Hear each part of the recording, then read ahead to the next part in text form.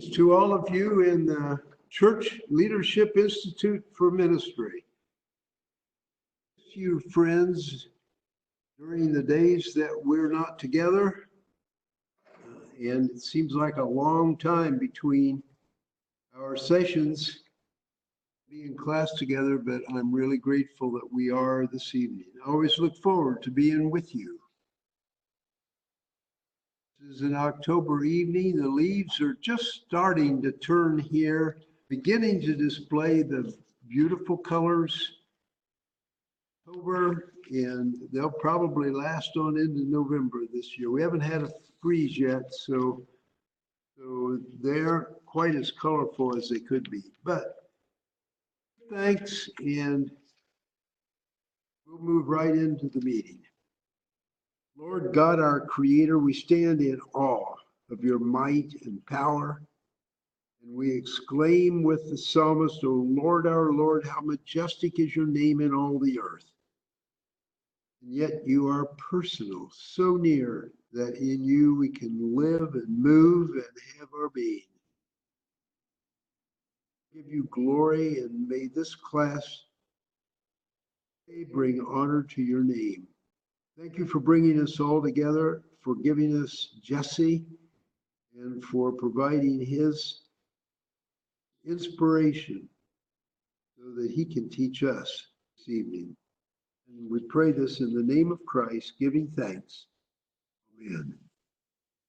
Privileged to have Jesse Penna serving as our teacher for the third time. He has impressed us in his previous two classes. Do the same this evening, particularly because he is deeply concerned organizational leadership that produces strong leaders. This is our deep desire also. His background and his experience in church leadership and in teaching given him a good, strong foundation. Every summer, he takes youth groups camp.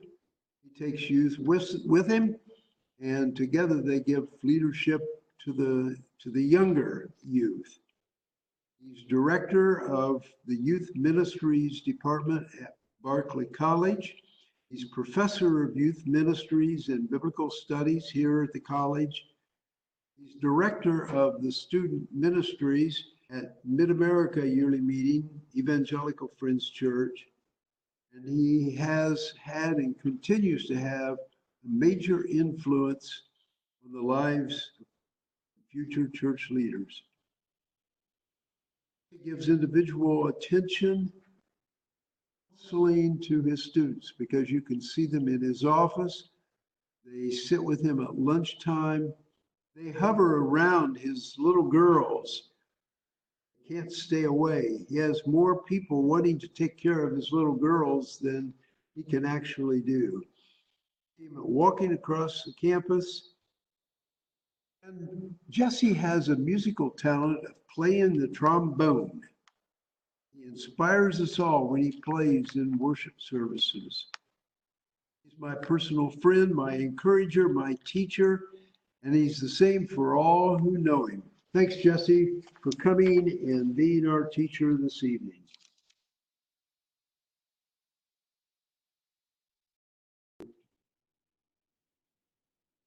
PowerPoint, something I can pull up. Oh, yeah.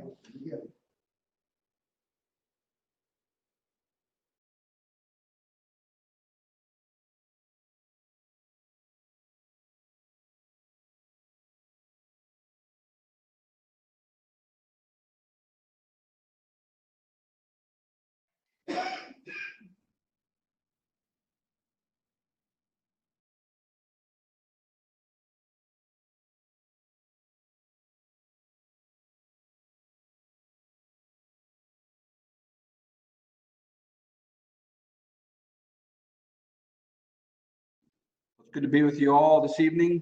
I'm looking forward to sharing. I think of the 3 times that we've been together, this is one of the hardest ones to present and talk about.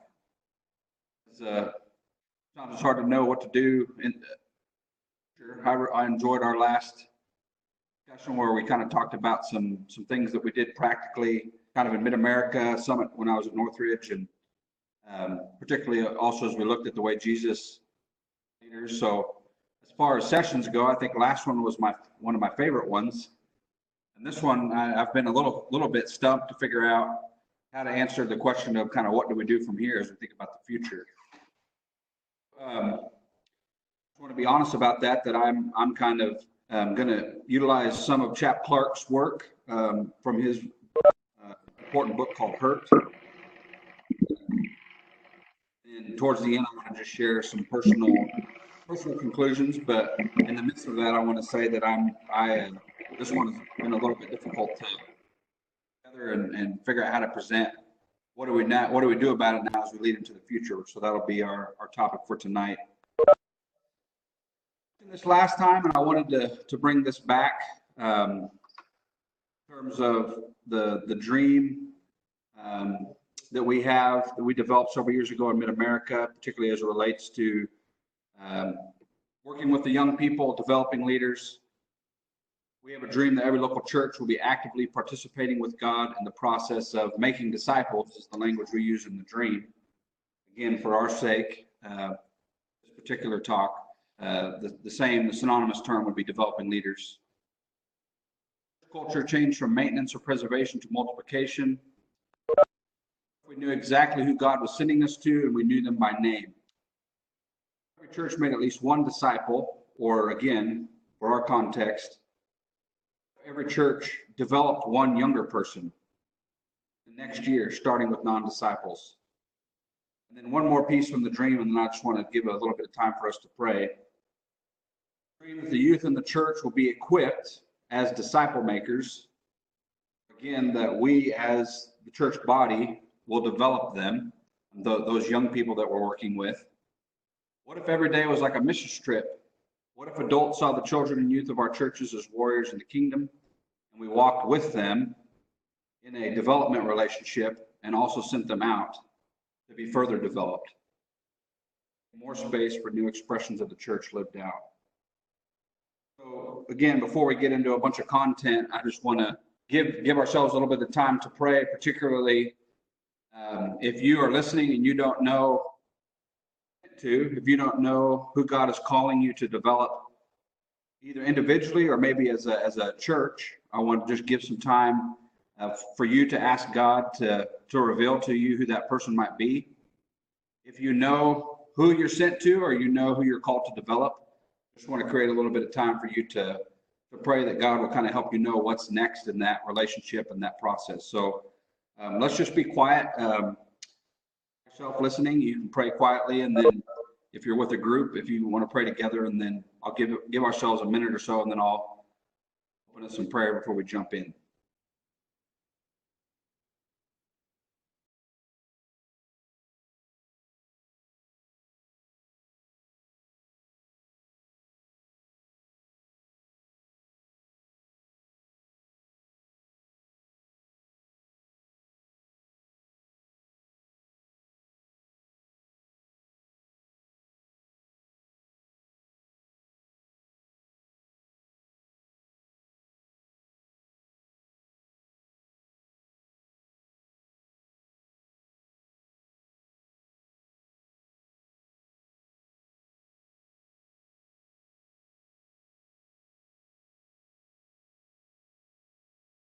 Thanks for time and space again tonight to consider what your will is for us as individuals and us as churches as it relates to organized and developing leaders.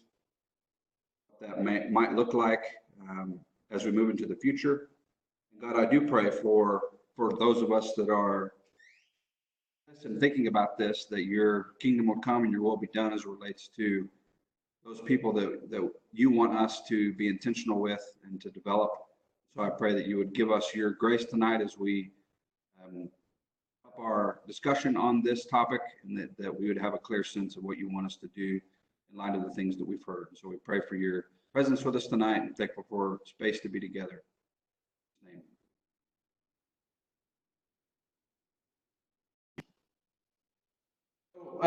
just kind of to give you a sense of where I'm headed tonight. Again, I'm utilizing some material from Chap Clark that we use actually in a youth culture and trends class. Hurt is the name of that book. He really, the 80% of the book kind of unpacks really how we have abandoned young people culturally and how young people are really, again, he's using the language hurt. It's a pretty grim book, the first 80% of the book, and then towards the end, he provides what he calls strategies for abandoning abandonment. We think about organizational development, or what does it look like to develop leaders? I think his strategies for really working with young people are helpful for us. So I want to give you the Cliff Notes version of that teaching that we spend a couple weeks worth in youth culture and trends. And this first point to our first time together, kind of the idea of adults in our churches. What if all the adults that in our churches knew at least one younger person whom they care for and interact with? I think we would be off to the right start as it relates to developing leaders if each adult just had one person that they not only knew by name, but whom that they were caring for and interacting with. And so in general, I want to kind of continue to paint that picture or make that point as we think about organizational leadership and development, that I think that's a key component for adults to see that as if every adult can have at least one, I think we're off to the right start. That I've learned in working with particularly younger people, development, more and more, I think we all have to think like missionaries in our current culture. That as we think about what does it look like to develop someone who's younger than us, strategies that we might apply as it relates to mission work are also true as it relates to youth work or development work. So I think the phrase or the idea of thinking like a missionary, I think is a helpful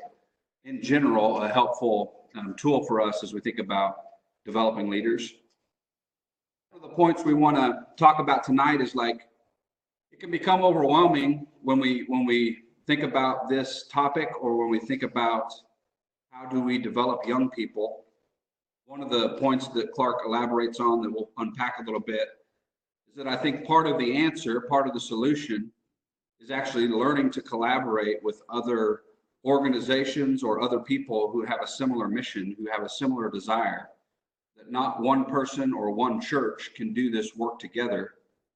Part of his strategy, and I would agree, is that we've got to learn to collaborate with other churches and other organizations and other institutions in this important work of development. We'll look at that tonight.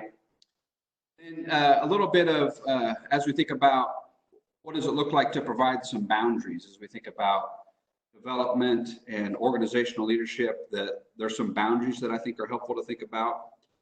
And then we'll spend a little bit of time talking about equipping parents. That's part of the collaboration as we think about developing other persons. I think part of our answer is learning to actually equip parents.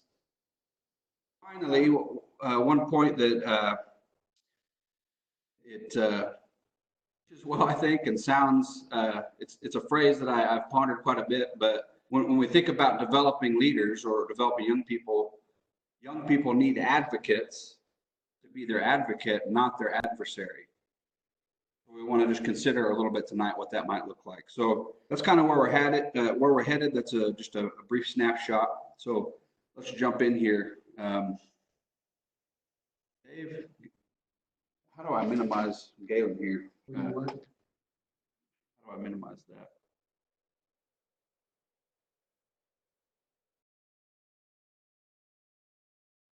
Sorry, just there's somebody's screen that's up that I can't see the full PowerPoint.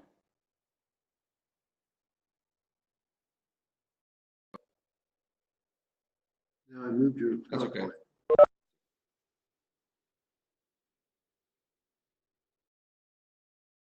So again, I'm summarizing here a bit, but Mark's book, he talks about how kind of culturally our young people have created what he calls the world beneath.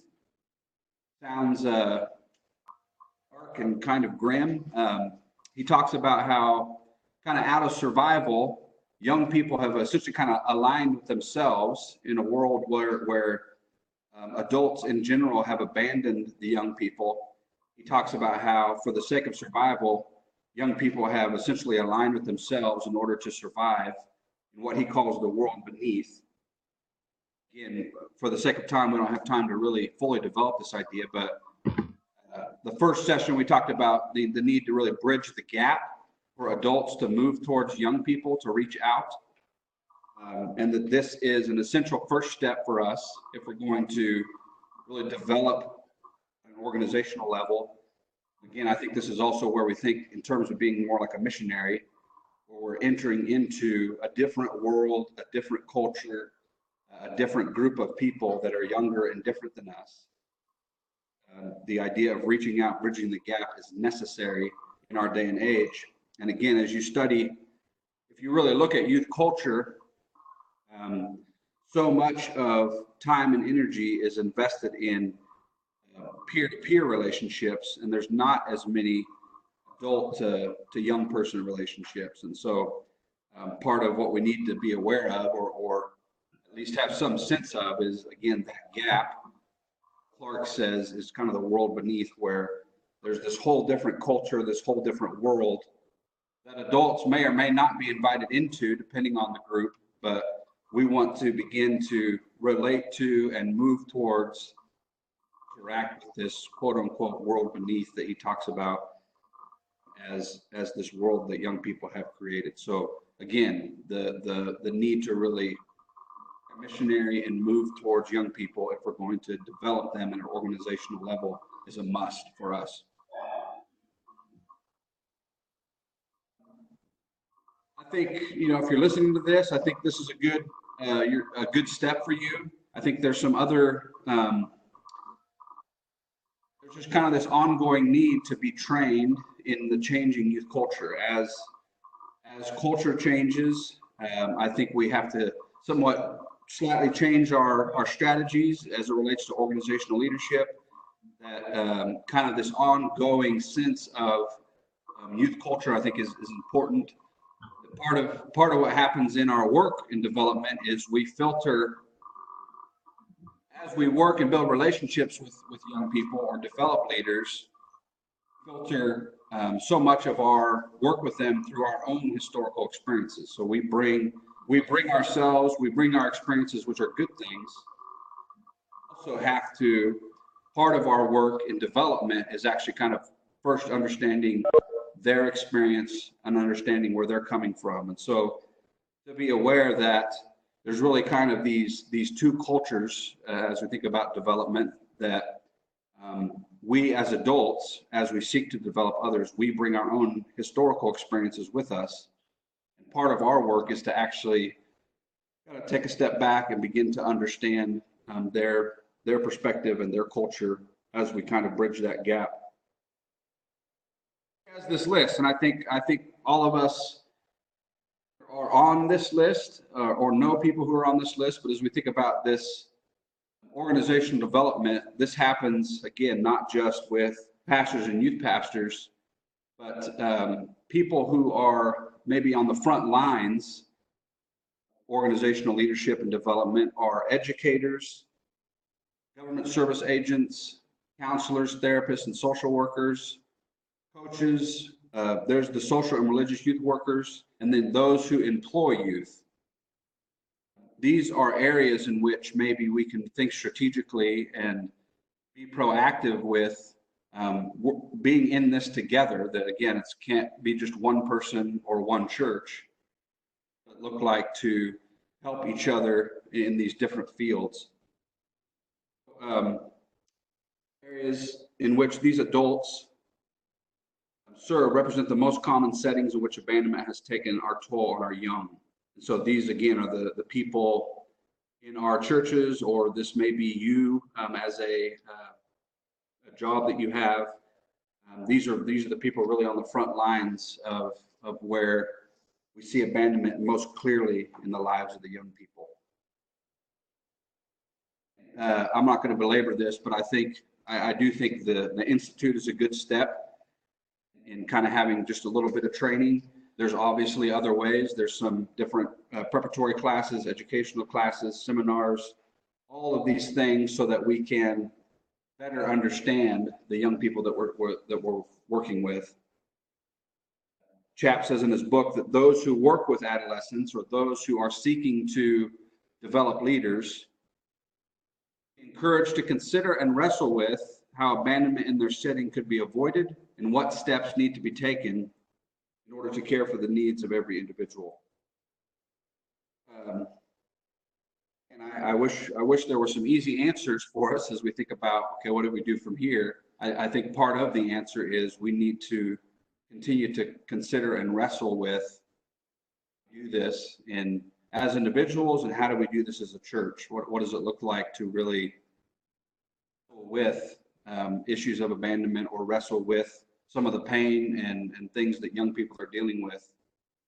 We do as individuals and as a church to really move into that and step into that.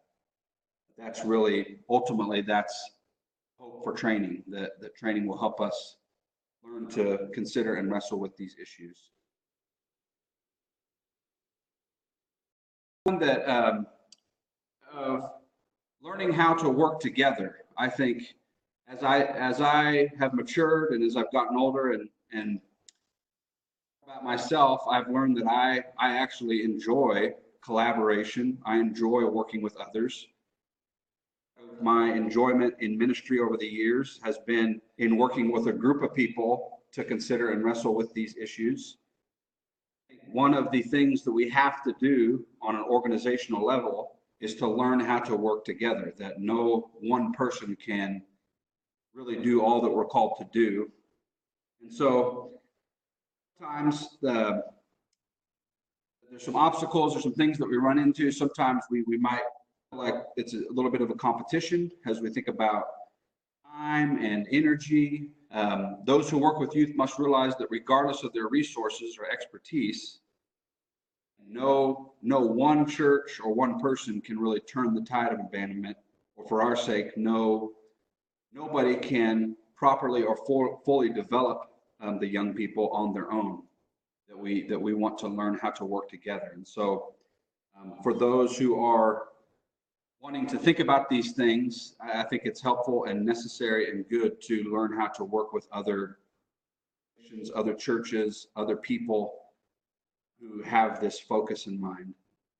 And again, a lack of time, lack of awareness, everything in between are some of the obstacles that we face. I think part of the work of development is in working with other organizations and other people who are doing this.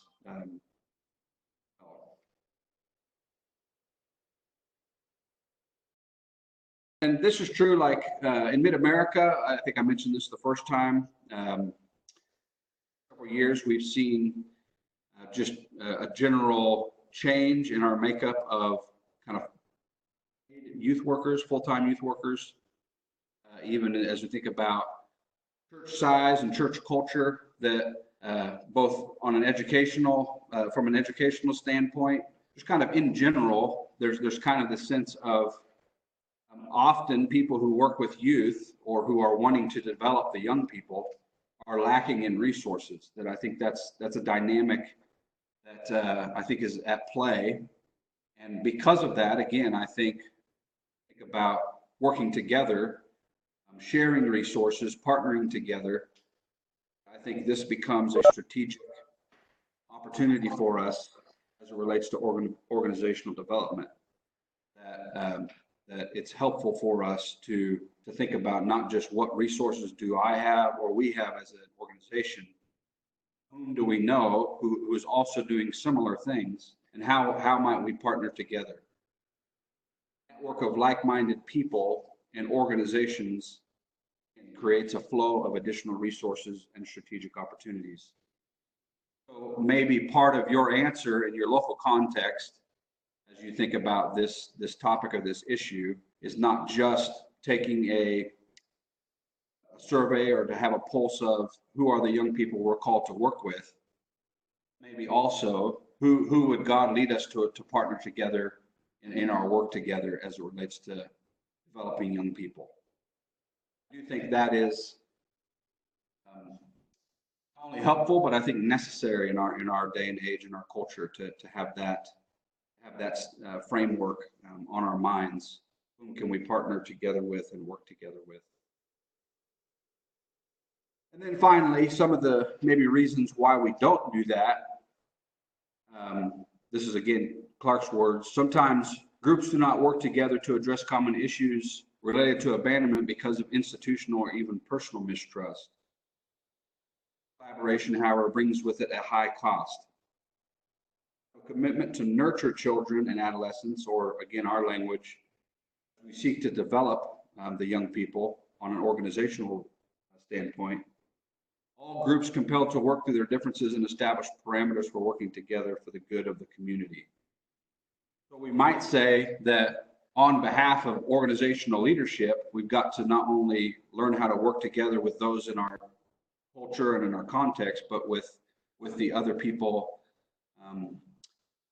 ourselves next to in a community, in a local setting, that what does it look like to kind of work through some issues of mistrust, or what do we need to do to a relationship with other institutions that we might work together at a better level, a deeper level. That's part of the answer, I believe. Spend a little bit of time on boundaries, and then we'll get a gauge where we are on time.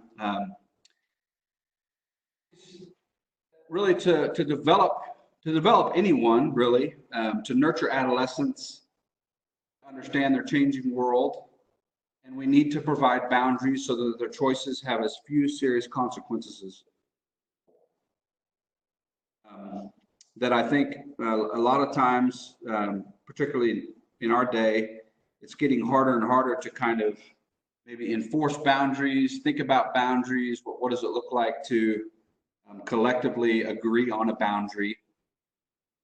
Part of development work, I believe, is this sense of how do we have healthy boundaries so that those that we're developing, their choices have as few serious consequences as possible.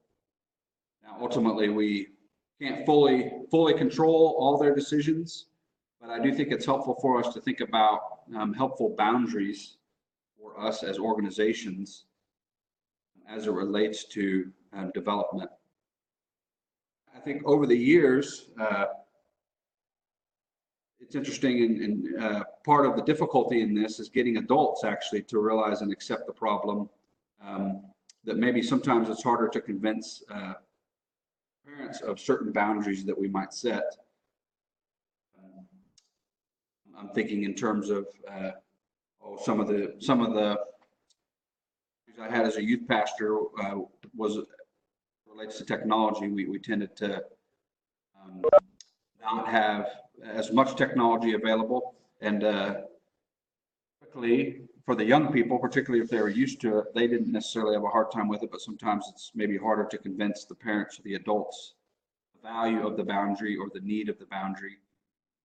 But again, this is part of the difficulty or part of the dynamic as we begin to boundaries or come to consensus on boundaries. Maybe sometimes the hardest part is actually getting the adults or getting the leaders to fully buy into the boundary.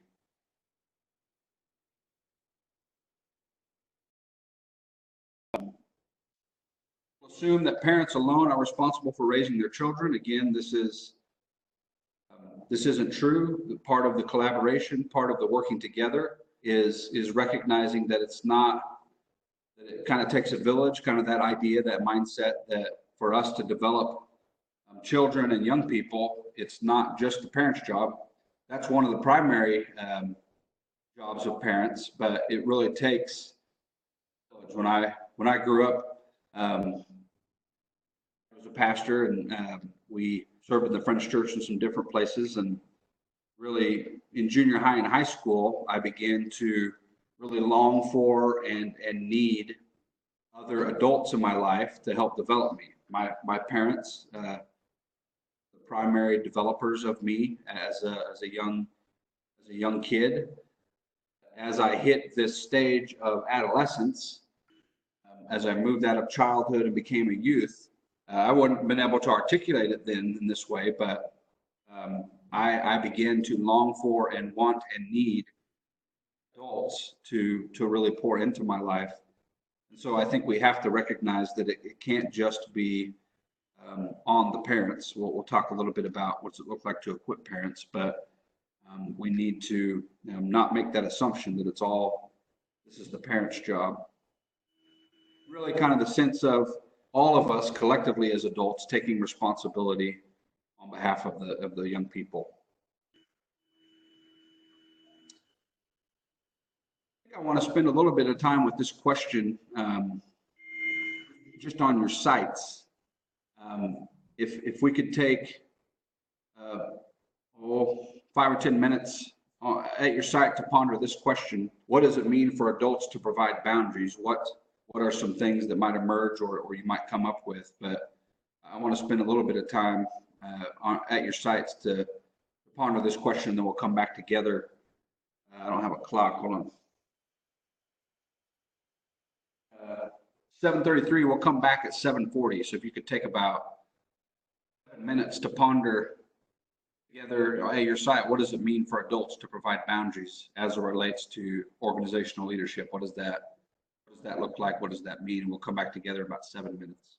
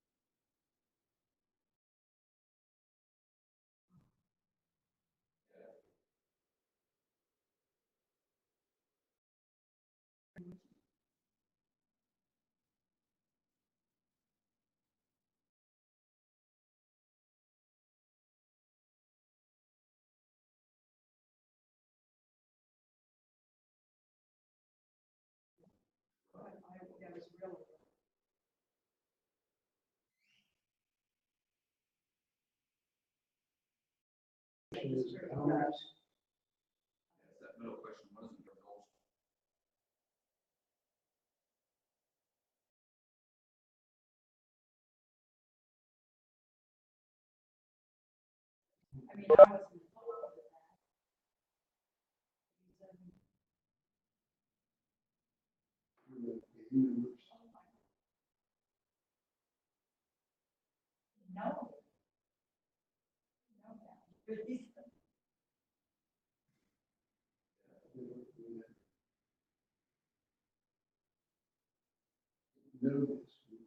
is your goals?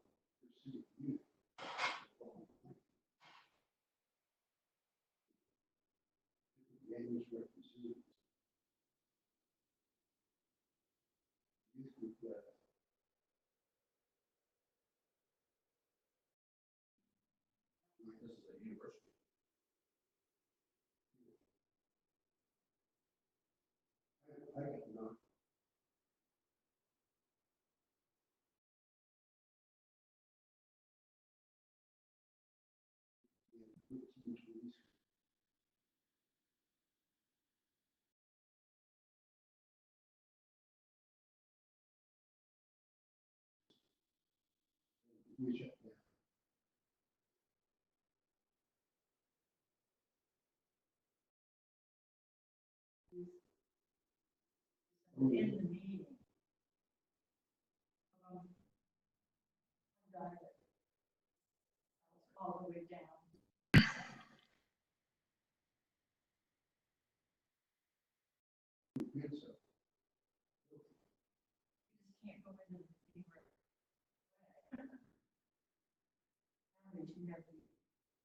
We have to set rules because it's never been.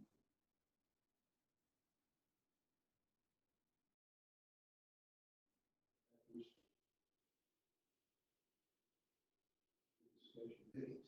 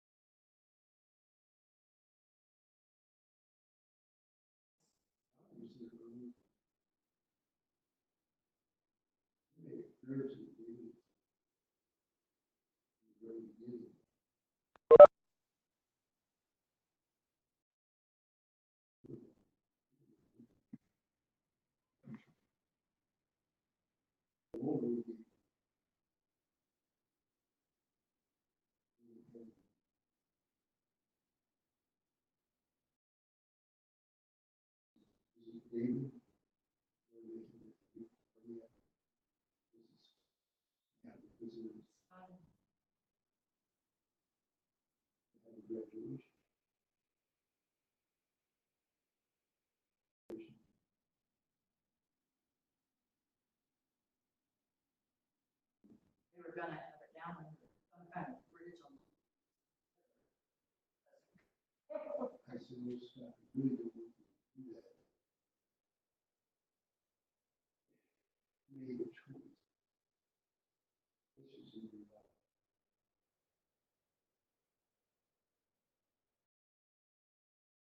You call it bribery. You get chocolate.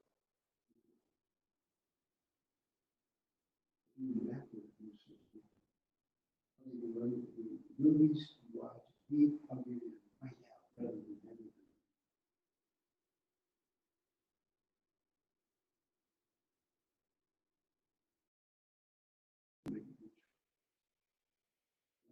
That is really. You never told me. Oh, Oh, the yeah. river. They got all new. Yeah, There was a place that was called. the whole group got all new shit. Anyway. Oh, yeah, there was a big, they were. God didn't get up.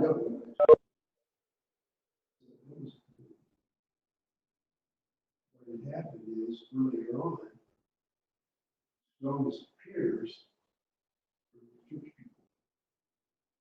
Wanted to be with us. I Did worked you know and who worked and Professor worked. John? That was his.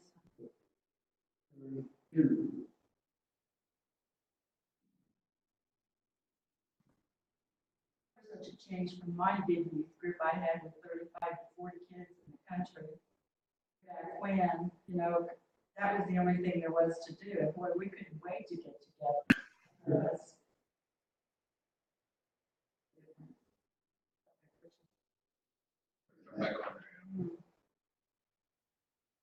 Still trying to get on with it.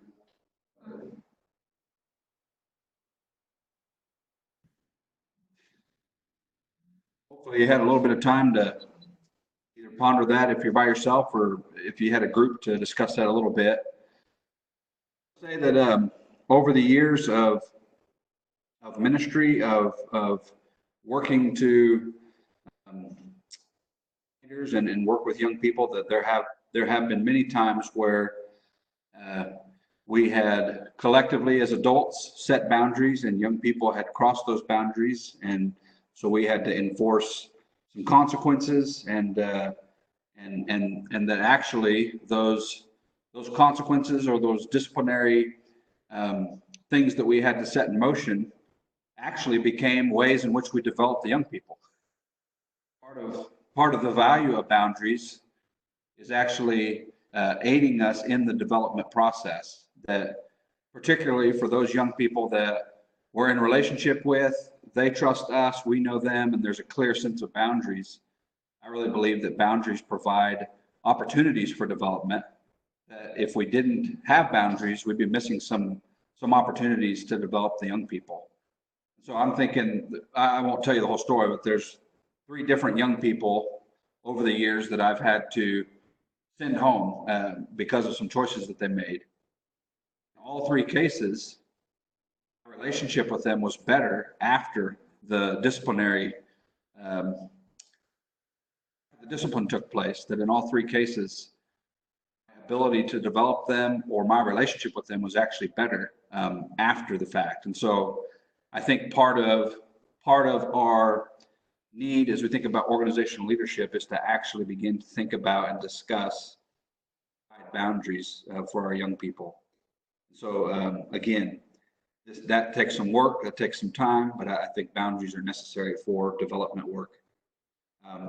I also think, like, in terms of over the years, you know, if I have a young person who's not a church person, or I don't have a relationship with that person, those dynamics at play as you think about boundaries or how you might relate to those people who are new to the faith, or depending on where you're at and what context, it can get tricky. It can be difficult sometimes, but I think we have to wrestle with those issues as it relates to development. And then really, kind of as a landing point on this talk, or on this portion, that really the nurture and care, the development of the young is really the responsibility. If every adult carried this organizational leadership burden or this burden, I think we would be closer to solving our problem or working towards some resolution if every adult kind of had this sense of nurture and care for the young in society. Hopefully that question was probing enough that you can kind of continue to consider it for you individually, but then also in your context that you work. A couple things as it relates to parents.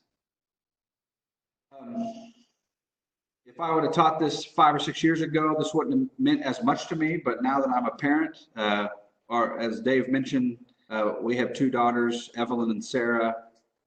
Will be 5 years old here in a few weeks, and Sarah will turn 3. Parent or no parents, Chap Clark says, most parents are, quote, on the edge of panic when their kid reaches mid-adolescence. This is the term that we unpacked a little bit last session, but kind of that kind of high school time. Again, young people are taking longer to become adults, but part of adolescence, but kind of the middle portion. That he says that most parents are, quote, on the edge of panic when their kids reach mid-adolescence. Part of our work on an organizational level, I think, is providing a sense of hope and just providing some space to talk about these issues with our parents. Parents, particularly if the children are still living at home and they're in a relationship with their parents, parents might be one of the primary developers at this stage. So we need to provide, as an organization, as a church, as a group, the sense that there is hope. Parents need to know that maybe what is happening, that sense of maybe shame or guilt, some of what's going on in the young person's life isn't their fault, and that with some work and understanding, they can build good and productive relationships with their children, even in the midst of kind of this cultural chaos. Again, as we look at our own culture, particularly in America, it is difficult to be a young person in our day and age. People are faced with things that are new, still relatively new to our world. And so there's kind of this sense of chaos that we need to try to provide a sense of hope and direction and really equipping of our parents. This is really, again, he says, and I agree, that part of our encouragement, our equipping is helping parents be aware that, again, culturally, young people are taking longer to become adults. So maybe, again, for those that are in college, maybe they're not quite ready to be adults yet. And so that reality, that issue may save some parents some struggle as they maybe wish and wonder why while their child isn't acting like an adult. I think there's that piece of helping parents also recognize that. This phenomenon of layered and underground living that I discussed briefly about, kind of this world beneath, that young people tend to align with their peers, kind of create this world amongst their friends. So recognize that reality. Also, to kind of, this is a little bit more of the understanding of the young people, that really adolescents today, really there's this sense of they've got to figure it out on their own how to live, and kind of this pressure. There's immense pressure amongst today, that they really feel like they've got to figure it out on their own, figure out how to live on their own. So if we could help parents recognize those three things, I think that's part of our answer in equipping and encouraging parents. He says, this is from Clark, if parents recognize and understand these aspects of adolescence, they will be well on their way to parenting with a certain level of confidence. So to recognize these three dynamics at play. I would also say those three dynamics are important for us, for those of us who are in leadership positions, as we're asking questions of organizational leadership, that I think those questions and those realities are important for us to be aware of and to consider. Again, we spent quite a bit of time last session kind of unpacking that, but I think those are important. In with this piece, and then we'll take a little bit of a break here, 8 o'clock. The piece where young people really need advocates. I'm using the language advocates, that communities must make sure that each student has a few adult advocates who know and care for him or her. One of the popular myths that many of us have grown up with is the idea of kind of this single role model, that if we can just kind of get all of our young people paired with one person, that'll be the organizational leadership key, that if we can just get kind of this one-to-one mentoring happening, that maybe that'll be the answer. But the challenge, or part of what we need to do, is to kind of open that up a little bit and recognize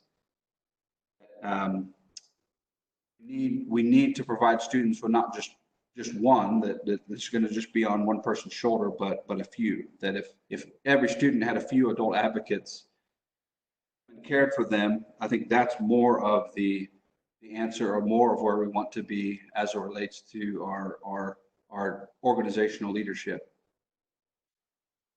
Individual does not have the ability, so me as a youth ministry chair, me as a father, me as kind of the different roles, I do not have the ability to be present in the variety of ways that an adolescent needs. The diversity of demands is simply too great. And so part of, again, the answer, or part of the solution, I believe, is to more collectively collaborate with others who are do what we want to do, but recognizing that individuals, me, myself, I'm not able to do it all just as an individual, that I need others who can help in the advocating of the young people. Like that be in the church. Some examples. Yeah, so I can't remember if it was the first session or the second session, but I tend to think, Dave's asking who might that be, with some practical examples. I tend to think in terms of the older the better. That a lot of times we think the young person who is a few years ahead of the youth should be the person who works with the youth, should be the one mentoring the youth. And I think that's part of the answer, but I think people more like grandparent type figures, as I think about so many youth in our culture and day who don't have grandparents in their life. Now, these grandparent figures aren't ones that can go to summer camp or go on the trips, but I think strategy, or part of the thinking, is in terms of how can I engage maybe those 65 years and older in my church, in my context, an advocate. And by advocate, I mean someone who is relating with the young people, who knows the young people, who's praying for the young people, and who is their advocate, is their voice, who is with them relationally, more than just the paid youth pastor or the youth worker. This broader sense of church. I think that's part of the answer, I believe, is to think in terms of those type of people in the congregation. Lee Parcell, when I was at Northridge, She was 99 years old, and she couldn't see very well and couldn't hear very well, but she came and taught our Sunday school class for 3 months, and she had the time and energy to invest about 10 or 15 hours in the Sunday school.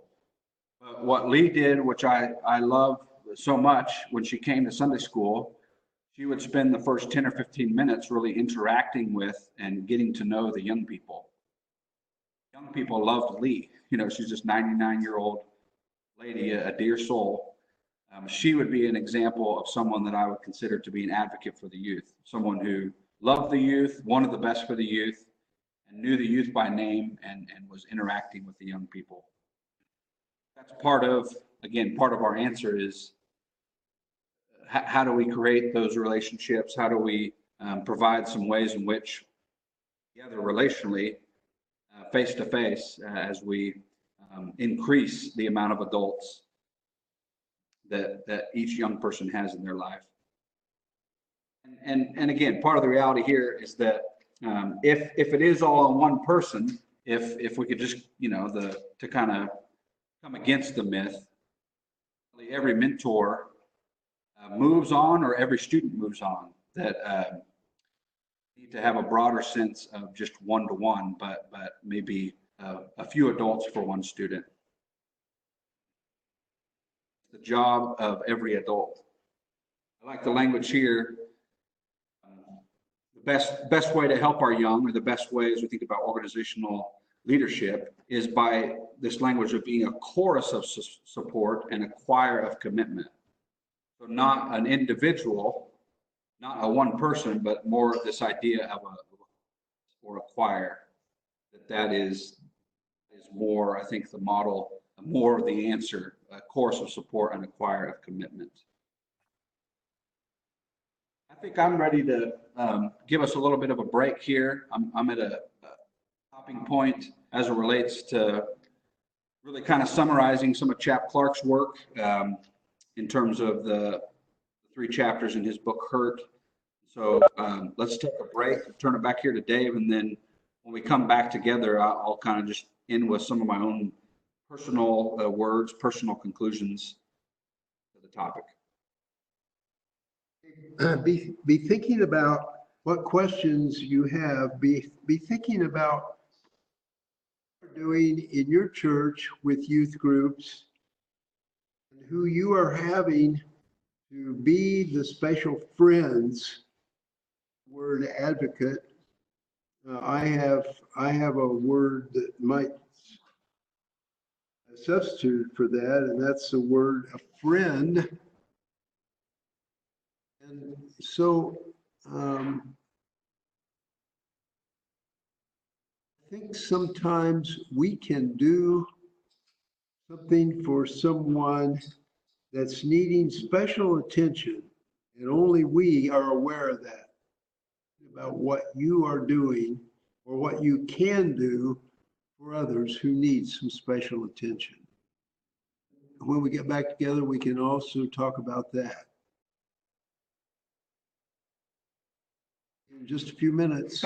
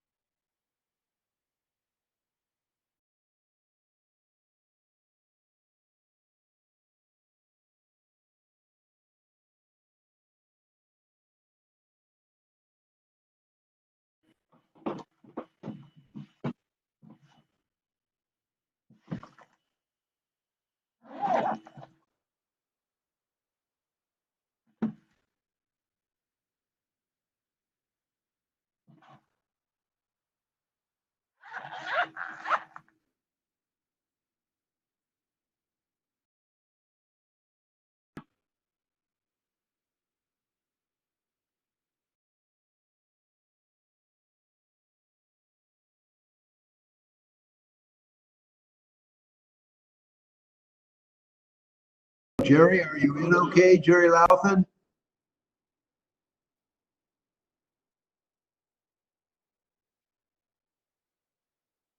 I think your mic is muted, Jerry.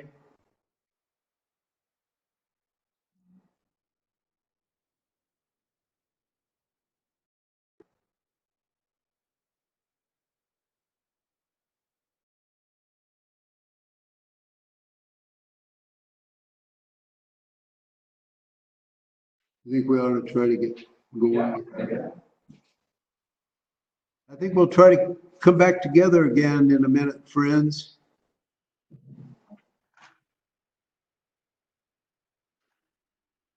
Jerry, can you hear me, Jerry Louthan?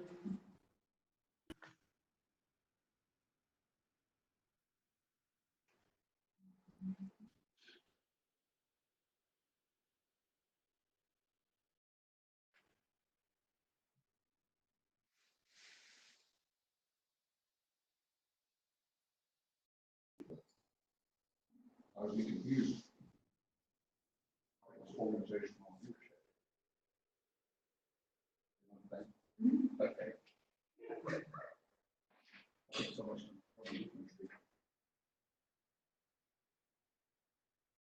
Okay, Jesse's on his way back. I see you made it in, Deb McReynolds. I'm glad you're here with us.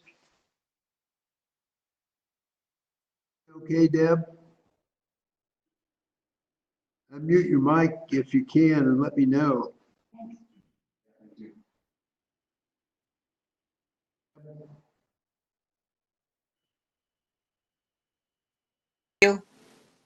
Oh, there, I see you too. Okay, good. I'm glad you're with us. Yay. Jesse's back and he's ready to roll.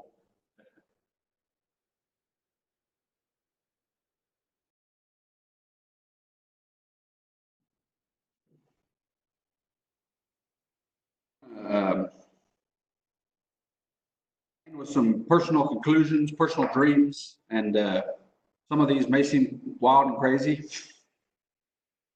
These are some things I wanted to end with, and then I would like to, if there's something that I haven't covered or something that I'd like to ask a question about or whatever, I want to leave a little bit of time at the end for that.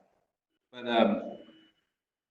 some more personal conclusions, what I might say dreams of mine as I think about organizational leadership, as I think about developing leaders. These would be some dreams or some personal conclusions that I ponder often. I kind of have this weird dream, like a lot of times, more and more as churches shrink, part of what happens is churches aren't able to more fully hire a youth pastor or a youth worker. That I have wondered in some cases, in some churches' cases, what it would be like if we thought, again, more as a strategic initiative for the sake of organizational leadership. What would it be like if you thought in terms of hiring a youth pastor as your next lead pastor, as your next senior pastor? That I think part of, for me, part of the answer, part of my conclusion is give our young people more opportunities to lead. And I think part of that means we've got to put them in positions where they can lead. And so this is something I've wondered about in certain churches' cases, what would it be like as a strategy to think more in terms of hiring a youth pastor as opposed to for your next senior lead pastor? I don't want to tell too many stories or put like a couple occasions in the last couple of years where we've put young people in charge of things, and it's been messy, it's been hard, but I think my conclusion is we've got to be proactive in our development of young people. If you remember the last part of the second session where we used that framework, I do it, you watch, I do it, you help. The third phrase of you do it, I help, you do it, I watch, that have to more and more proactive with letting our young people lead on behalf of organizational leadership, to put them in positions of leadership where they're doing the work and we're helping or watching. One thing that I dream or that I think about on a regular basis is what it would be like if you're a bigger church, for the sake of development, to not hire the quote-unquote experienced person that's not years of experience. What would it be like as a bigger church or a mature church, hire someone who's not as experienced as most, but to see you're hiring them as a way to develop, to more intentionally in that way. Kind of on the flip side, what would it be like for some small churches? This is more on the actual person that would be hired. Experience working with young people or developing leaders. What if instead of looking for the big job at the big church, what if you look more intentionally at smaller churches? Help a church in that way. You get some feedback, or I think we get. oh.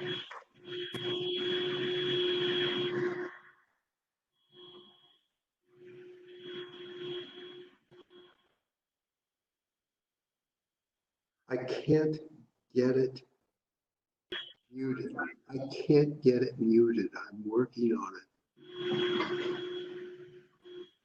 Now, are you still hearing?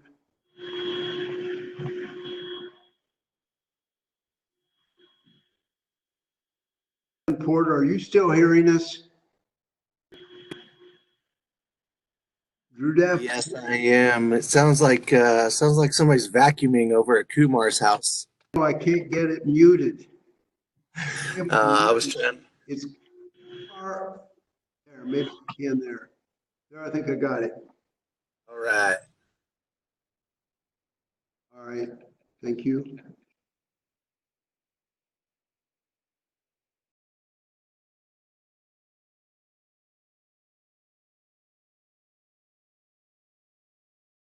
Yeah. Hey, Jesse, maybe you could reset just that last minute or two. I was having a hard time hearing you. Okay, thanks.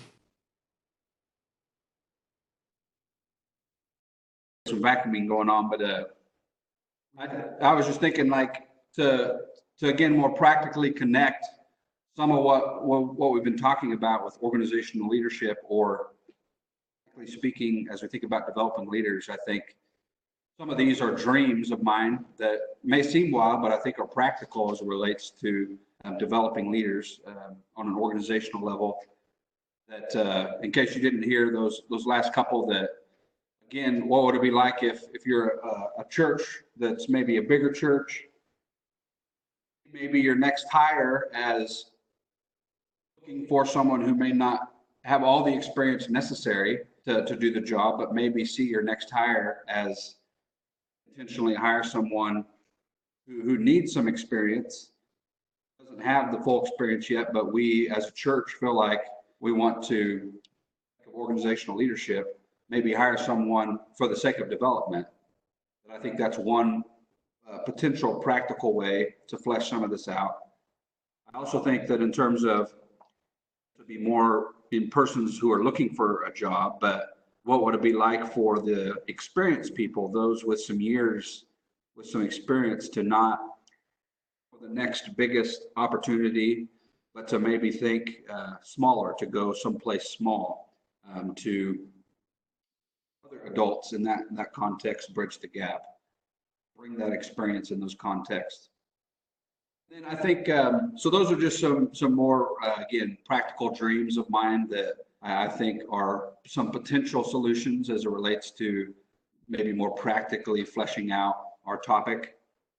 I also think that we all of us need to learn, relate to God, that all of us are being developed ourselves, and that part of our development is learning to listen and relate to God and others.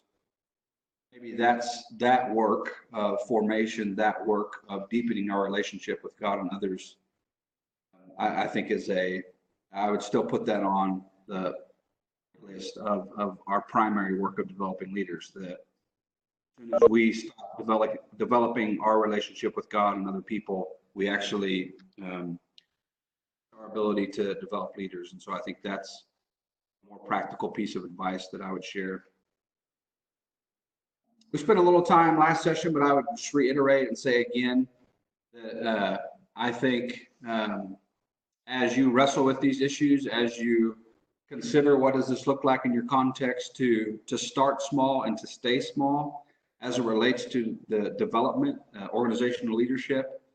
That again, as we look at Jesus in the Gospels, as we read the Gospels and take the history in total, we see Jesus obviously interacting with and preaching to the masses, but ultimately, as it relates to some strategic organizational development, that Jesus invested in 12 people intentionally. Of the 12, he had 3 that he more intentionally developed and invested in, and then of the 3, he had 1. So I think, again, for us to not figure out how we're going to go change the world in a sense with our organizational leadership, but to be intentional with starting small and staying small, with Jesus as our example, as the one whom we would want to look to as it relates to organizational leadership. That Jesus invested in 12. Of the 12, he invested in 3, and of the 3, he really had 1 that he poured into. And again, for us who are wanting to develop others, let's keep developing ourselves as we seek to develop others. I think kind of our own development, our own continuation of development is key. I was telling Dave right over break that I'm really at the end of my cycle here at Barkley with kind of going through the curriculum. It's been a learning process for me to read some things, think about things that I've never thought about, and then to try and teach some of those things. Process right now of kind of overhauling and redoing the youth ministry curriculum here at Barkley with kind of a full look. I'm asking the same questions actually that I've been encouraging you to ask. I've been asking those questions as it relates to Barkley College. And so I was telling Dave, really in 3 years, my answers will be different after some further development, further work on my own heart and mind as it relates to this topic. I encourage you to continue to develop yourself. And as we prayed at the beginning, as I've been asking, if you are listening and you're not in a relationship with someone younger than you, if you're not actively developing someone in your context, would ask God to direct you to that someone that you can develop and relate to. So this is both a church question. What does organizational leadership look like in our church context, in our organizational context, but also as individuals, what does this look like? And so for us to be able to have this sense from God, who are we called to develop, I think is part of my conclusion. That's really all I have. I want to question is really more of the feedback, the answer question, as we have a little bit of dialogue from the sites. Some of the conclusions of how you would do this. What are some things that you want to talk about and discuss? And I'll turn this portion over to Dave.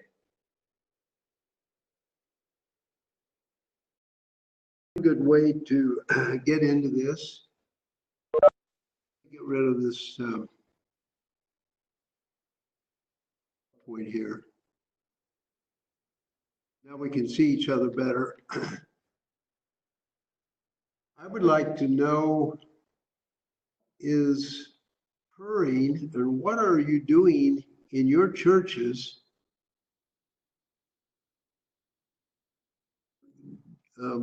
be advocates for youth, because when we become their advocates, that's one of the best ways that I know that we can develop them. First, I would like to say I was a junior in high school. A speaker that came to our little Friends Church in West Milton, Ohio, not more than probably 100 people in attendance. I was so impressed with what he said, but it wasn't just what he said. When I just lived 5 blocks from the meeting house, and so I was walking home. Speaker came running down the front steps of that church building, and I can remember his coattails. He was in a business suit. His coattails were behind him. He was flying, and he came running after me. This is the speaker. He said, I have heard that someday you may be a leader in the Friends Church. Stunned. That man was at that time 58 years old, with me until he died when he was 94. How many years is that? 64, 46 years, well beyond half of my lifetime, 2/3 of my lifetime then. Name Trueblood transformed my life. He became my advocate. And when I left, he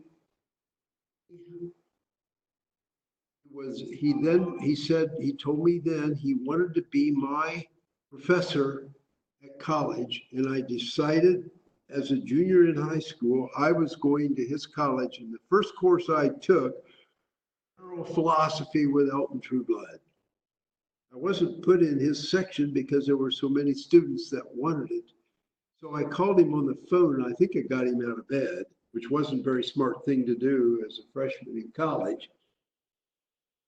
He said, I came to this college to have you as my teacher and even be in the first class. He said, oh, we'll take care of that. You come to my class at 8 o'clock tomorrow morning and we'll get all that changed over and you'll be my student as many times as you want to be. So I took every course that he taught. Some of them were tough. Philosophy of religion was not the easiest course. The very first paper he had me write, he said, I want you to write on the topic of the relationship between the transcendence and the immanence of God. I said, I don't even know what those words are, Elton. He said, well, when you're in this class, you will learn what they are, and then you'll write about it. When I graduated with my doctorate, there was a dinner that day, and he came and sat with my mother and father. He sat between them to show them and to show me his interest. Went off to Purdue University. His wife died, Virginia, and I made a trip back there and I said, Elton, you have done so much for me. I want to be your friend now. And so we prayed together. I went back to Purdue. From there, I went to University Friends meeting in Wichita, Kansas. And before I arrived, there was a letter on my desk from Elton Trueblood saying, Now you're in the big leagues. You're no longer a student minister at Purdue. You're a pastor of a church, and I'm proud of you. So he stayed with me all the way through that. And then I moved to Whittier, California. And when I arrived at Whittier, there was a letter on my desk saying, well, congratulations to your new pastorate in Whittier, California. I have many friends there. And he started naming some of them. Then he said, I want for you to get to know them because I think they would be able to serve you well and be friends to you, and you could learn from them. So I made friends with all of his friends. Then he died at age 94 after I had been out there, 5 years. But he stayed with me, and in fact, just a few weeks before he died, I had another letter from him. That is my idea. Person 8 years old to begin with, and still my advocate at age 94. Your point. So I had to give a testimony about that man and what it means someone just to become a special friend. He didn't ever use the term advocate. He just wanted to be my professor and my friend through life. I wonder if anyone would like to share about the experience of someone else being an advocate in your life or a friend who was your encourager, maybe just the word encourager. Jesse is an encourager to all the students here at Berkeley County. That's one of his primary gifts. Tell me who some of your encouragers have been. Thinking that several of you have, well, Mary Carter Haynes. What's going on down there in Jamaica? Have you had an encourager that has been especially meaningful to you? I do have an encourager. I did have an encourager, that is. The Webleys, Amity Hall Friends Church. You're hearing me? Yes. Okay. We don't see you. You don't have your video turned on. Do you know how to turn it on?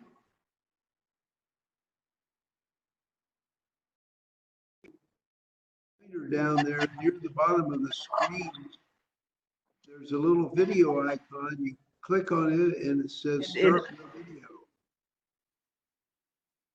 I did turn it on at first. If we don't see you, we know we can still hear you. That's what we want. Okay.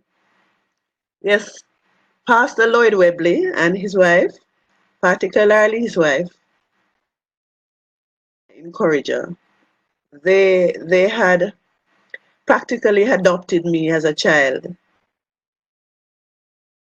Whatever it is that I have been through, attained in life, is through their mentorship. Always been there for me up to their point of death.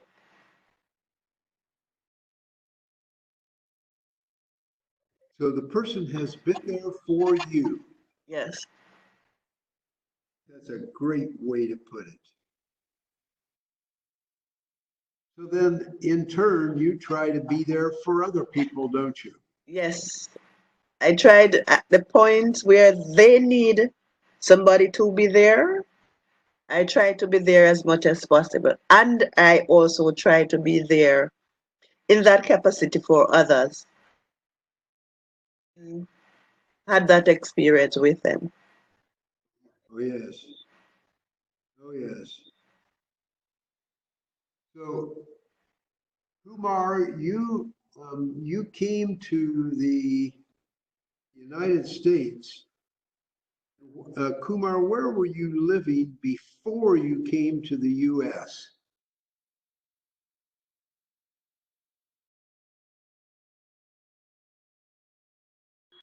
Yeah. Uh, do you hear me now? I can hear you, Kumar.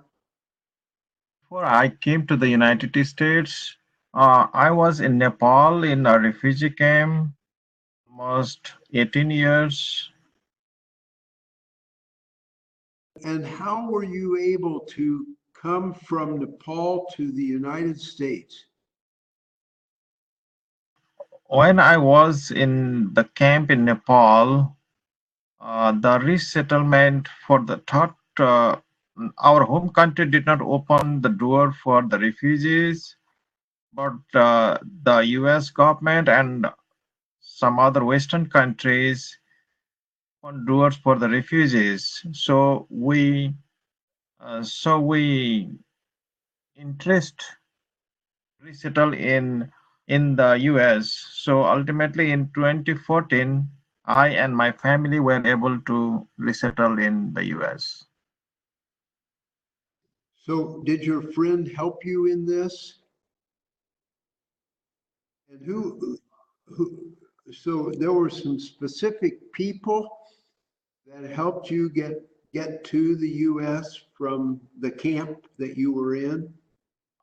Yeah, no, not the friend, but the Resettlement Agency, International Organization for Migration.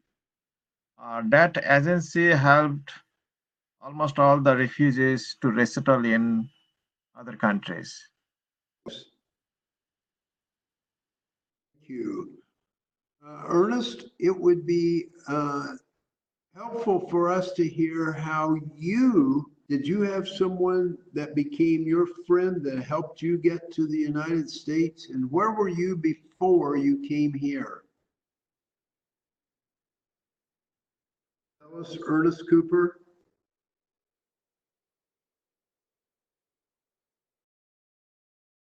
Ernest, see if you mute your mic, Ernest, and then you can talk. Yeah, I was living in refugee camp in Tanzania country. Tell me? Yes, go ahead. Yeah, I was live in Tanzania, come refugee. My friend was helping me when I came here.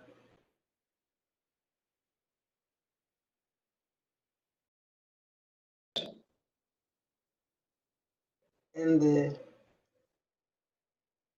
here because the organization of refugee someone helping me. But when I came here, many friends helping me. Live here helping me.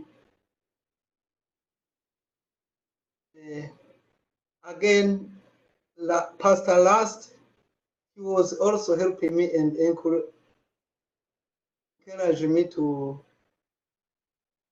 get this school.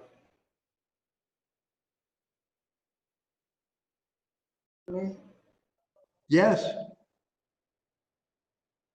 Yes. I'm finished.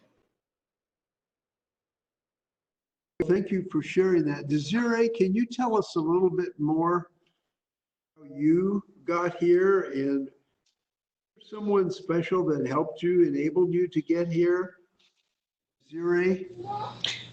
Well, um, I was young. I was like I was in my teen. I was a teenager when I came here in the U.S. I was 18 years old. I think my parents went through the whole process to come here in the U.S. But what I So know, Desiree, huh? Yeah, but what I know, we came in same system as everybody else how they came here in the USA. Um, I know it was a long process. It was in a refugee camp in Tanzania for 12 years. And we get here. I mean, when we get here, we found Ernest I think he came here before us. He was helping us, and also the Quakers, Louisville Quakers, they were helping us to settle and get to adapt to the new culture in the USA. as well. So, Zire, where were you living when you came to America? We were in refugee camp in Tanzania. Yes, sir. Yeah. Uh, and Dieudonné, would you tell us a little bit about how you got here and where you were living when you came? Yes. First, I spent 11 years in the Tanzania refugee camp, and then there was a system to help people who were living in the refugee camp for a long time. So I was among those people. Nobody helped me individually, but I was in the process. The whole process was done by UNHCR and some countries which were interested to help people coming in their countries. And so where was the refugee camp, in what country? I was in Nduta refugee camp, which was in a Tanzania country. Yeah. Okay, yes. What a story. What stories? But you had to have people who would help you get here in order to come. Actually, the whole process is done. There was the Organization of Immigration which helped us to come because it was in charge of helping people to travel. But an agent, not an individual person. Oh, but were the Quakers helpful to you? And actually, after I was here in Georgia, tried to find where they are located. They were helpful to me. That's why in 2009, that's how all the Burundians were able to visit Haviland in the yearly meeting on 2009, you remember. Were some of the Eastern region Quakers, were they helpful to you? I'm thinking of Recently in 2016, that's I was able to be in a connection with them. Since 2015, they were helpful. Not only me, but the whole group in Atlanta. For us, we have double assistance because the Quakers and the evangelical friends they were helping us, and even now they assist us in everything, such as how to live in this country, or maybe to provide some advices according to the daily living situation. Was Rusty Savage? Has he been? Do you know Rusty? I know him. He is my senior pastor since 2016. Oh, so he's been an encourager to you, hasn't he? Yes. Oh, yes. I wonder. Let's see. Dieudonné, do you know Rusty? Yes, I know him, and he's my best person because he advises me day after day. And whenever I have any problem or anything I needed to know, I call him, and then he gives me advice, suggestion on how I have to live or how I have to do my job. Oh, yes. Ernest, I wanted to still ask you another question. First of all, do you know Rusty Savage? Cooper? Let me unmute your mic. Yes. Ernest, are you hearing me? Yes, I hear you. Do you know Rusty? No, Pastor Last. Now, the other question I wanted to ask you is, you said that you came here from Cambodia? Oh no, Tanzania. Oh, okay, Tanzania. Yes. Yeah, same Dieudonné, same Desire.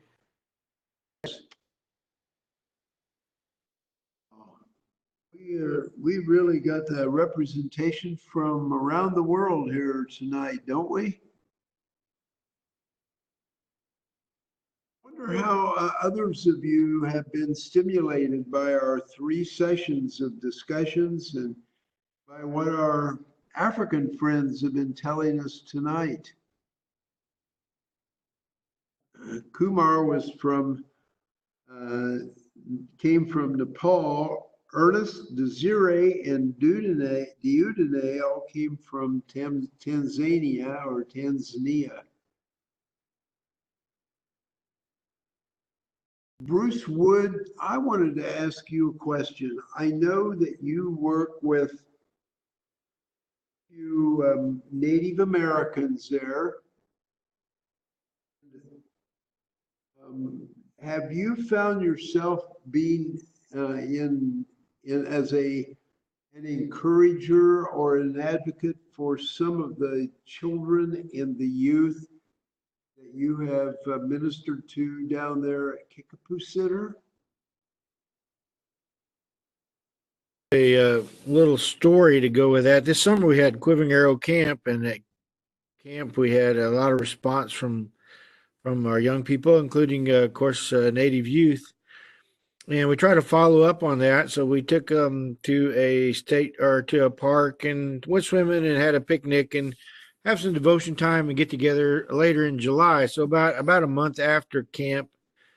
And one of those things that came about was some of the kids, several of the kids, matter of fact, had some really bad things happening home. Some had been stuck in foster care, and some of them relayed they didn't have any respect for their mother or father because they had either abandoned them or not cared about them. And so, it's one of those things where God lays things on your hearts at the time. But I shared with them, I just felt compelled to encourage them to realize that there were people that I know, and including, my ancestor, my grandfather. I like to tell the story that he wasn't a man who went to church or knew about the Lord so much. He lived in kind of a family, and yet he had two boys, and pastor came by and said, "I'd like to take your children to church or to Sunday school." And my grandfather, he said, "No, I don't think so." He said, "I think we'll all go." And I always think about the profound decision that was.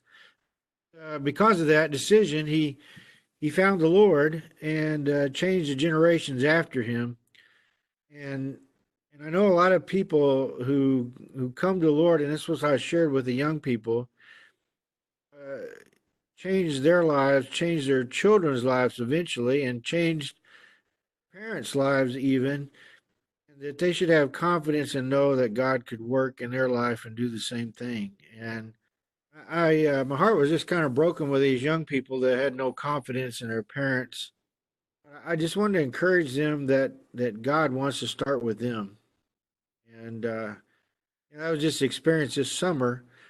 But it's ongoing with young people being there. I'm privileged that during the basketball season, God's given me the opportunity to travel with both the boys and girls teams, be at all the games away and home, talk and encourage our basketball teams with some scriptural talking about 2 to 4 minutes before every game, and say a prayer with the team. If the girls have been able to say their own prayer, but say the prayer for the boys team. What a privilege that is to get that, and not too many people have that opportunity that I have to do that. And so I'm very thankful to the Lord gives me that chance to be involved with young people's lives. I think that's a great ministry, but I'm wondering, is this a public school? Are these public school games or? This is a public school that has given me the opportunity here locally in McLeod. So Because they have confidence in you and they all know you, because you couldn't get by with that in Wichita, Kansas. Partly, I mean, I'm well known at school and the community. I've been here 40 some years now, 45 years. And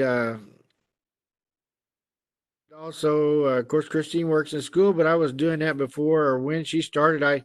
I started doing that when my older son was in school, and coach was a Christian and allowed me to come in and pray with the team. Eventually, we got a new girls basketball coach who's also a Christian, wanted me to do it with the girls also, and so now even at the beginning, I just went in and prayed.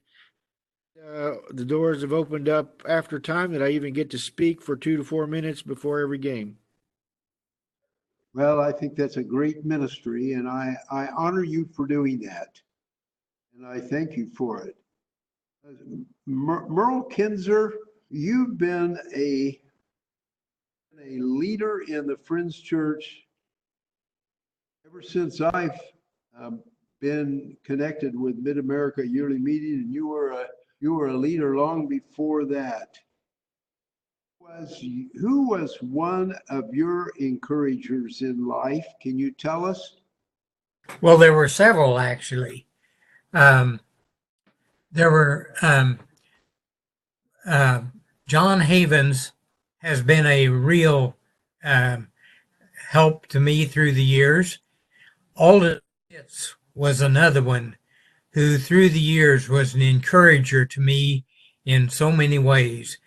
And there have been several others that have had an influence in my life, and I've been grateful for that influence that started, even after I was a pastor for years. So it's been grateful for those times.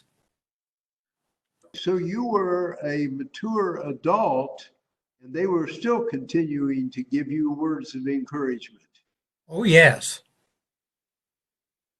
I know John Havens. I see John regularly. He comes to Berkeley College once a week, comes over for breakfast to have fellowship. Mm-hmm. Alden Pitts, I got to know, and he had a wife. His wife's name was Rowena, I believe. Rowena. Yes. And he was an encourager to me as well. Yes. Those are two great names. Yes. So Jerry Louthan, I'm wondering if you're hearing us. Thank you for sharing that, Merle. Louthan. I'm hearing you. Listen. Hear me. Oh, yes, indeed. You know what? I hear you better tonight than I've ever heard you before. Oh, that's good. Maybe I got it set right.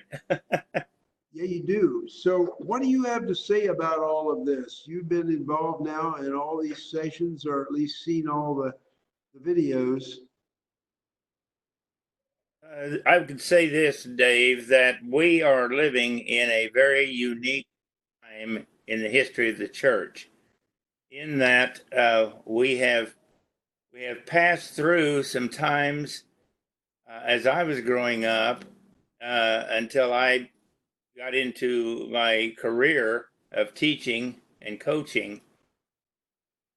It was just an easier time to express our faith and to be able to share our faith and encourage young people. And young people had a greater interest in being a part of something that was that they could give them a foundation. And I think now it seems to be much more difficult for youth leaders able to do it with less ease than we did when I was a young person. But I thank God for the many people that were mentors to me, besides my father, who was a Friends minister, and my oldest brother was also a very great influence on my life, as well as people that were in the church, just ordinary members of the church that took time to be our friend, to be a mentor for us, and to be one that you hear the terminology, it takes a village to raise a child. Well, that's true of those early experiences that I had in the church, was that ordinary members of the church, not, tagged that they were youth ministers or assistant pastors or anything, but they were people who just rose to the occasion and had a testimony, and they shared it, encouraged us as young people. And I just praise God so much for that. And I have a multitude of those people that I could list all through my career, all through my life.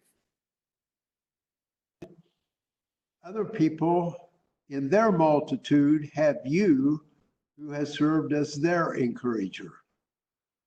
Well, I hope so.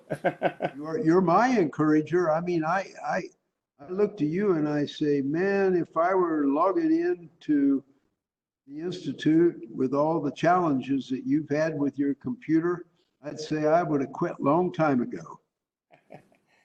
Well, I'm not a quitter, so I guess No, you works out. You're not for sure. Okay, well, thank you for sharing. Dennis McDowell, do you have anything that you want to add to this?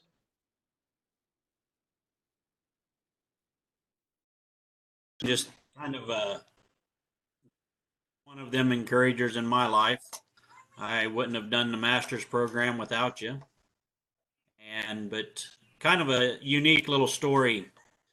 I was about 8 years old, and we were doing a Christmas pageant, and I didn't get a main speaking part because I was one of the little kids. So I was just a shepherd. And the shepherd, he just stood there, the whole night. All the little kids are shepherds or angels or sheep or whatever. But as I was done that night, I was headed downstairs of our church, and one of our elderly gentlemen, he stopped me and he said, "Dennis, you did a wonderful job tonight." And I said, "Yeah, but I was just a shepherd." And he says, "Well, sometimes the shepherd's the most important part." Anyways, that always stuck with me. And about a year and a half ago, I did that man's funeral. And I was like, I shared that story with the family, and I said, I really think back then when I was 8 years old that he knew one of these days that I was going to become a shepherd of people. And, and I said, so it's just kind of unique. There's a lot of people that have influenced in my life, and it seems like now I'm doing a lot of those funerals as their pastor. And think of the number of people you've played into their lives. Well, I hope so. Yeah. I'll hear that one of these days, I hope. Thank you for your kind words to me. I think more than an encourager, I was probably a gadfly. Yeah. Program. Thank you. Do you have anything more to add to this, Drew Davenport, or anyone down there at Angleton?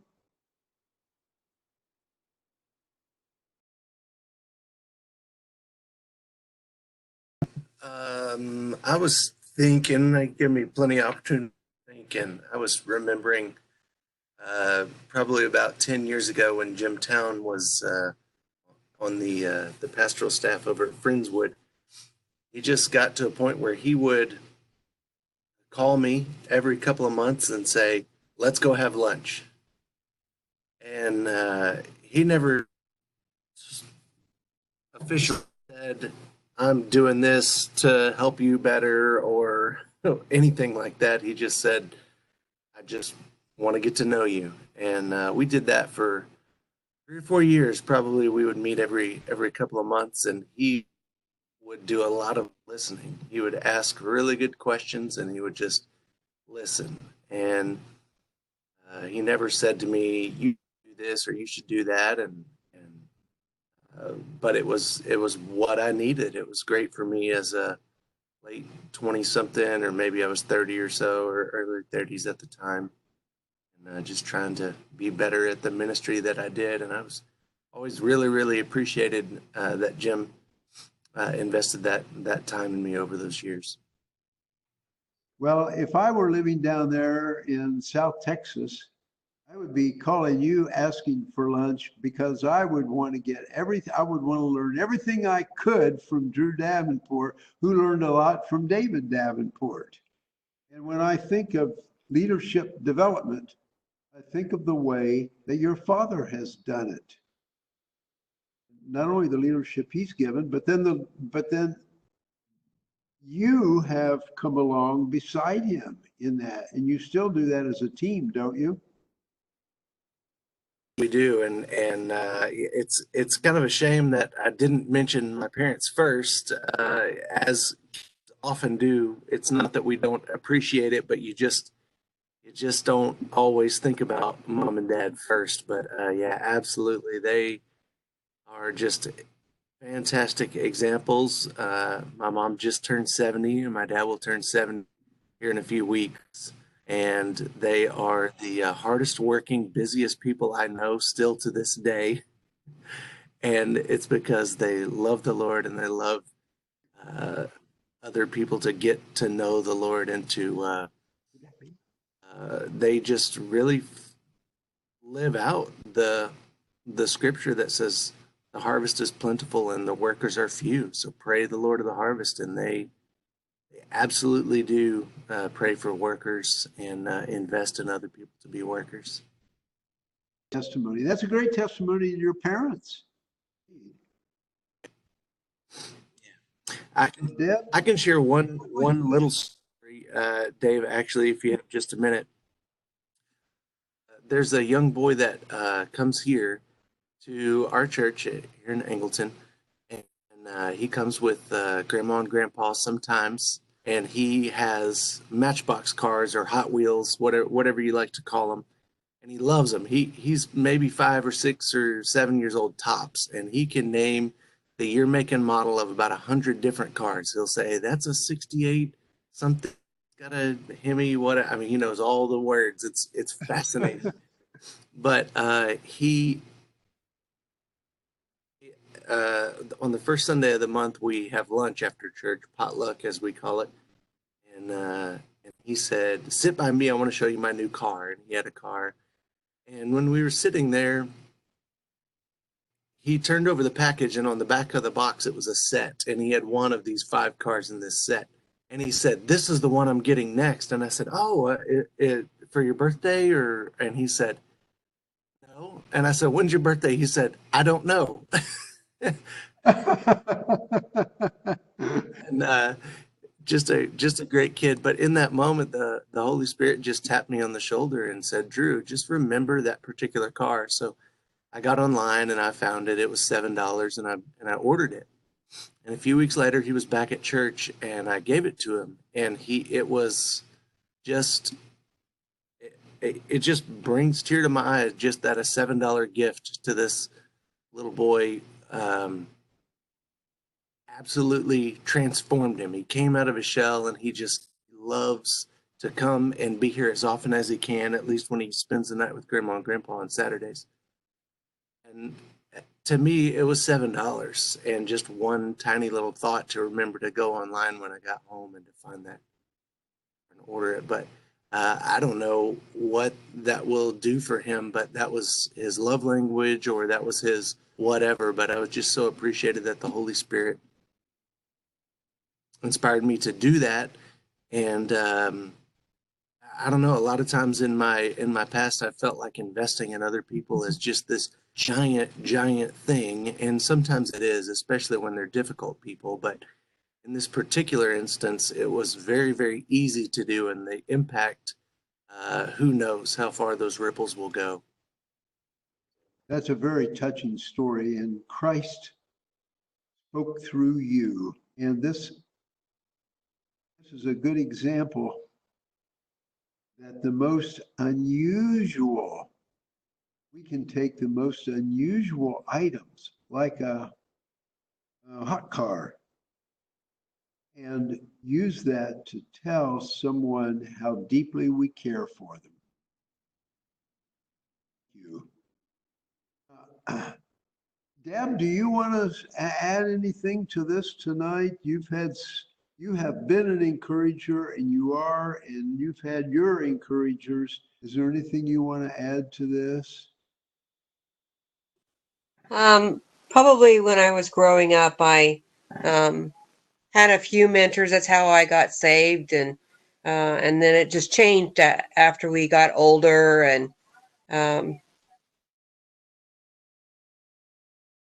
I've had different mentors throughout my young life and as I've gotten older. So because we've moved and right now, it's our pastors. It's been our former pastors, Homer and Lois, Smuck, and those of all pastors have always been my encouragers. You people. That's a testimony that you've had your life in the church. I came to that because that was what I needed. I have parents that were Christian parents, and so I went to the church to get encouragement and support that I needed. Thank you. Thank you. So, Jeff, I don't know if you feel comfortable sharing anything or not, but you're welcome to do so. If you want to, just take a minute and unmute your mic. But we're really glad you're with us and you've been participating with us in this institute. My experience, I grew up in a Christian home, and college, it was actually a state college, and one of the teachers there was a Christian, and he went to my church, and he was a geography professor, and he Sunday school, and he went and had coffee with us quite often during the week, and we would sit and talk. And he was always a big encouragement to me and several other members of the college student age. So, you know, even though he didn't go to a Bible school, we still had Anderson. He would always spend time with us and encourage us. So he was a big encouragement in my life. For sharing that. All had a chance who are here tonight, and see, you've really stimulated our thinking and our thoughts about being an advocate, being an encourager, and how important they are. Anything more you want to say, Jesse? Okay. I mean, I want to say thank you, all of you, and I want to give a word of praise. The man is sincere, he's deep, he's spiritually rich. He teaches and has taught many courses and groups in spiritual formation. And so he works with all of us, deepen our own spiritual lives in Christ. And we can only be grateful to you for that. And I'd like to close this time. Oh, I wanted to say that Mortimer is chair of the missions department at Berkeley College. He meeting with us 1 month from tonight, first Monday in November. He will do 3 sessions on advancing the church. He'll be talking about missions. He'll be talking about, I know that there will be a lot of international leaders who are listening on the line tonight who will be getting video recording, and I want you to know that he's been to Africa, I know at least 3 times, Kenya, and he is really concerned about how he's picking up a little bit different aspect from what Jesse has done still leading the church forward and growing the church and building the church. So you're really going to enjoy and learn from him. But we've learned it so much, Jesse. And I want to give thanks. Dear loving God, where we are in this world, in whatever nation we are giving leadership, whatever church we are involved in, and you are our guide and our leader. Oh, how important it is, because we have been nurtured and encouraged by others for us to go out and do the same as Paul said, or encourage one another and build one another up as you are already doing, and you are. Of course, the grand master of encouragement was Christ himself, who found people in difficult situations, yet told them to go sin no more, and believed in them no matter how wretched their lives were at that time. So God, we thank you. I thank you for these beautiful friends here and for their love for their people, their leadership, their love for you, and my love for them. God, we give you thanks in the name of Christ, whom we acknowledge as our Lord, our shepherd,